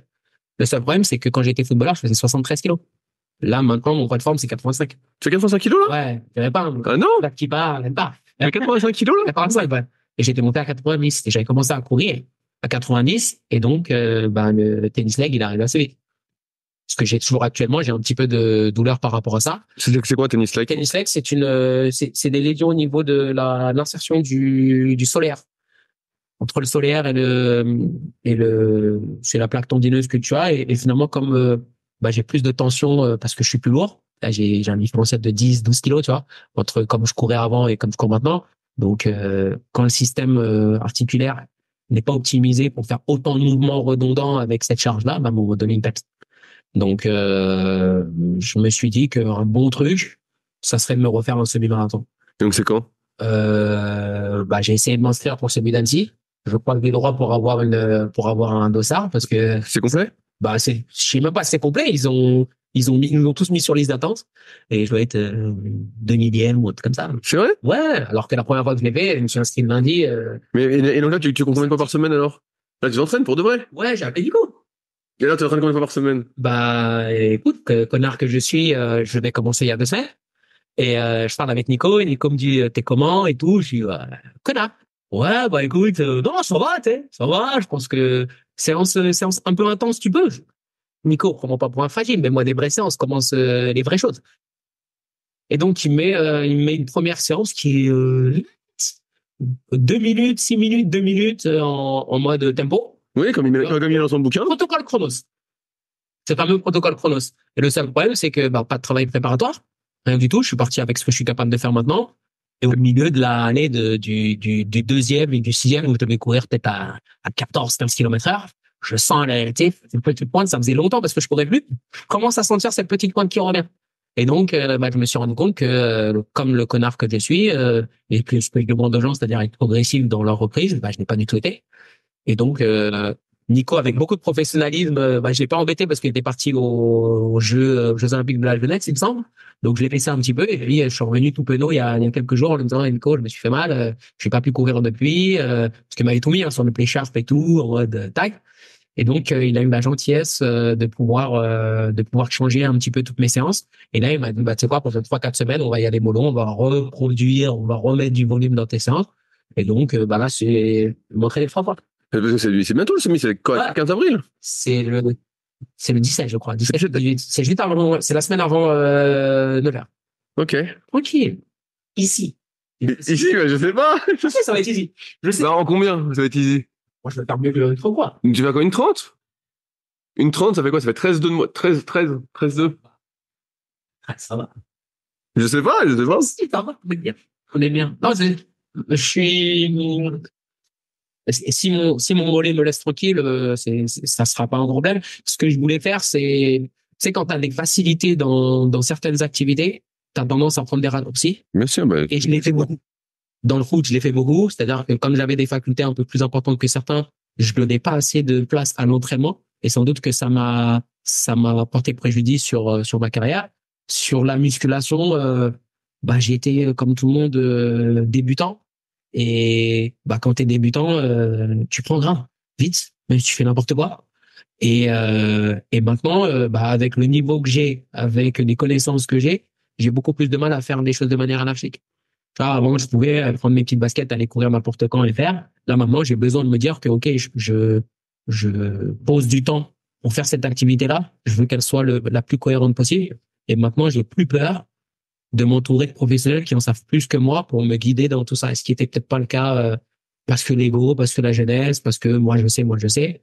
C'est moins le cas maintenant, même si c'est certaines choses. Mais je pense qu'il y a des gens qui en savent encore plus que moi et qui peuvent m'aider relativement facilement. Et puis aussi, ben, comme moi, à un moment donné, quand tu fais les séances de tout le monde et que tu fais tes propres séances à toi, c'est bien aussi des fois de donner ton corps à la science. C'est pas prends mes informations, propose-moi quelque chose et je vais le faire. Et ça, c'est cool de pouvoir poser le cerveau à un moment donné et de se dire, OK, bah, écoute, je fais quelque chose de quelqu'un qui s'est posé les bonnes questions sur moi. Parce qu'on va toujours tourner autour des mêmes choses. Hein. En musculation, quand même tu te formes, etc., tu vas toujours tourner autour des mêmes items, autour des mêmes manières de fonctionner, de manière cyclique, mais de faire de la même manière. Donc, là, je m'ouvre un petit peu aux autres par rapport à ça. C'est même, je crois que c'est la première, bon, c'est la deuxième fois que je prends quelqu'un pour me coacher. Je prends les conseils de quelqu'un. Et ça fait bien longtemps que je le fais. Donc, je suis en train de descendre la montagne. Ça me fait peur. J'arrive au bout de mes questions. Sofiane, est-ce qu'il y a des sujets qu'on n'a pas abordés que tu souhaitais aborder? Non, j'avais bien pendu. Alors, dis-moi ce qui te ferait plaisir. Non, bah, de toute façon, un podcast, c'est bien parce que ça c'est un instantané. J'aime bien ce format podcast parce que finalement, là, ce dont on parle aujourd'hui, c'est notre réalité aujourd'hui. Si on se revoit dans 6 mois, si on revient à faire notre podcast, on parlera sans doute d'autres choses par rapport à notre réalité du moment et ça, c'est bien. Après, non, C'est pas lancé sur l'éducation des enfants parce que tu en as beaucoup parlé avec Mac Physiosport. ouais. Et j'ai fait encore un autre truc. Après, je suis un peu fragile là au niveau émotionnel parce que mes enfants, j'arrive vers la quarantaine, j'ai 2 enfants. Donc là, maintenant, mon centre, c'est plus moi, c'est mes enfants. Donc, ça m'enlève beaucoup de repères de ce que je vivais avant et je me rends compte que la vie que j'avais avant était corrélée à l'âge que j'avais et mes aspirations. Et je me rends compte maintenant que, bah, tu fais plus les choses. C'est des grands mots, hein. Tu sais, quand t'entends d'autres personnes dire ça, tu dis, quel fragile celui-là. Mais tu te rends vraiment compte que ce que tu mets en place, c'est plus pour toi, là. Quand je fais un taf, quand je fais quelque chose, quand je gagne de l'argent ou quand je négocie quelque chose, c'est plus pour moi parce que ouais, je vais pas mourir demain, j'espère en tout cas. Mais c'est OK. Comment ça impacte mes enfants? Tu vois, par exemple, le job que j'ai accepté à la Fédé, c'était directement corrélé au fait que je puisse rester avec mes enfants. Si on m'avait proposé, La même chose, mais ailleurs. non, et puis surtout, moi j'ai la chance d'être dans un groupe où, bah, une fois que l'année a commencé, eux ils partent. Et moi j'ai pas à l'issue. Mais si j'étais dans le groupe Coupe du Monde alpin, les preps ils sont toujours avec eux. Donc c'est-à-dire que t'es 30 semaines, 35 semaines dehors. Et là, avec 2 enfants en bas âge, j'aurais pas laissé ma femme toute seule et j'aurais pas laissé mes enfants 35 semaines. Donc j'ai pas choisi parce qu'on me l'a proposé, mais j'ai accepté ce groupe parce que ça me permettait de garder un certain équilibre au niveau de ma vie personnelle. Et et je me rends compte que aujourd'hui mes enfants et ma famille prennent une grande importance dans ma vie et ça me donne un grand équilibre que je n'avais pas avant, notamment sur les choix que je fais, même au niveau de l'entraînement et tout ça. Ça change tout parce que tu as moins de temps. Quand j'avais moins de temps, hier, ne plus avoir de temps parce que j'ai beaucoup d'activités et je dois du temps à ma famille. Tu vois, le taf, je le fais parce que je dois payer mes factures, mais je dois du temps à ma famille, du temps de qualité. Ça veut dire que je dois le placer à des endroits où je peux être présent pour eux, où je peux être, tout mon esprit est là, tu vois. C'est pas juste passer du temps, c'est passer du temps de qualité. Mon fils, là aujourd'hui, je peux placer mes coachings, etc. par rapport au fait que je dois aller le chercher à l'école et que bah, je sais que de 16h30 à 17h30, c'est le moment où je serai le plus enclin à passer du temps de qualité avec mon fils. Parce que je pourrais me dire, ouais, mais le soir, quand je vais rentrer, de 19h à 20h, je peux. Non, je suis fatigué, il est fatigué, c'est pas du temps de qualité. C'est du temps qu'on passe ensemble et c'est cool. Par contre, si je veux que ça soit abouti en termes de temps passé ensemble, bah, je me dois finalement de penser à ça. Et je pense que c'est le gros changement dans ma vie, c'est l'arrivée des enfants, plus que les jobs qui changent, etc., etc., parce que c'est vraiment un game changer, ça. En termes de temps, en termes d'énergie, en termes de gestion de ton temps aussi. Et puis, bah, d'introspection, parce que quand tu as un enfant et qui fait des choses dingues devant toi, c'est toi qui lui as appris ces choses-là. Quand je dis des choses dingues, c'est des choses genre ta mère. tu regardes, mais bon, quand il parle mal, quand il fait quelque chose qui est pas bien dans ma tête, je l'engueule même pas parce que je me dis, qu'est-ce que j'ai mal fait? En tout cas, qu'est-ce qu'il a vu de moi? Parce que il est une éponge. Mon fils parle comme moi. Il a 4 ans et demi. Il parle beaucoup. Il parle beaucoup. Des fois, il parle mal. Et en fait, à chaque fois que j'ai envie de l'engueuler, je me dis, OK, d'où ça vient? Est-ce que ça vient de moi? En fait, c'est pas lui qu'il faut engueuler, c'est toi qui dois changer. Tu vois, sur comment tu manges, comment tu dors, comment tu parles à ta femme. Parce que finalement, quand je parle à ma femme, c'est la manière dont lui aussi va parler à ma femme. Il parle très bien, mais toi, toutes ces interactions-là, finalement, c'est comme marcher toute la journée avec un miroir devant ta putain de gueule. Et finalement, tout ce que tu dis, genre 2-3 minutes après, t'as un replay de tout ce que t'as fait. Et finalement, quand je vois mon fils qui fait des trucs, je me dis, en fait, il est complètement fou, ce gamin. Mais en fait, quand j'y pense, non, en fait, il est en train de faire exactement ce que je fais. Donc, c'est moi qui suis fou. Mais ça pourrait durer des heures et des heures sur mes enfants. Je sais. S'il y a des gens qui veulent te poser des questions, ou te demander des précisions, ou avoir d'autres sujets avec toi, alors, où est-ce qu'ils t'écrivent? Je vois que tu es assez actif sur Instagram en ce moment. Je suis assez, je suis plus actif qu'avant. Je suis moins que ce que je le devrais, mais j'arrive pas encore à trouver ma réelle identité sur les réseaux parce que je suis encore à chercher ma réelle identité dans la vie de tous les jours. Donc, je préfère mettre de l'énergie là-dessus, sur comment je coach, comment j'interagis avec les gens dans le réel. Mais je sais que les réseaux, si tu veux être présent dessus, et j'ai vu les posts que tu as fait il y a pas très longtemps sur le reset là. Ouais. Tu peux vite te perdre. Tu peux vite te perdre parce que finalement t'es plus toi et t'es un produit finalement. Et finalement quand tu te présentes au monde d'une certaine manière, bah tu te mets des bâtons dans la roue, etc. Et aujourd'hui j'ai pas envie de mettre ces bâtons dans la roue parce que ça nécessite de poster à certaines heures, de faire du contenu quand on n'a pas envie, d'expliquer des choses que t'as pas envie d'expliquer. Moi je suis très anarchique dessus. Donc si vous venez sur mon truc en attendant de voir des infos sur ci, sur ça, pas vraiment. Par contre, un espace d'échange, un truc sur lequel on peut rebondir, des questions que vous pouvez me poser, il n'y a pas de souci. Je reçois des demandes de master de ci, de ça ou des choses. Alors c'est généralement après les podcasts ou après des victoires de mes athlètes parce que ça met la lumière un peu sur moi, notamment quand Perry met des vidéos où il y a mon nom dessus, j'ai toujours plein de followers qui arrivent et qui me posent des questions. J'ai été ce genre de personne qui posait des questions, donc je ne snob personne. Une fois, ça peut mettre un petit peu de temps, mais on en avait discuté ensemble. Voilà, si j'ai des questions un peu punchy, un peu voilà, qui nécessitent que j'y réponde, je vais te répondre. Mais si c'est du caca pipi, bac à sable, va chercher sur Instagram, va chercher sur Google, va chercher sur YouTube, tu auras la même réponse. Après, si vous voulez rentrer en interaction avec moi, donc il y a mon Instagram qui est Sofiane-BTK, la lettre B, la lettre T, la lettre K, où je suis assez souvent présent parce que j'aime bien voler des trucs à toutes les personnes qui mettent du contenu sur Instagram. Et puis c'est souvent l'humeur.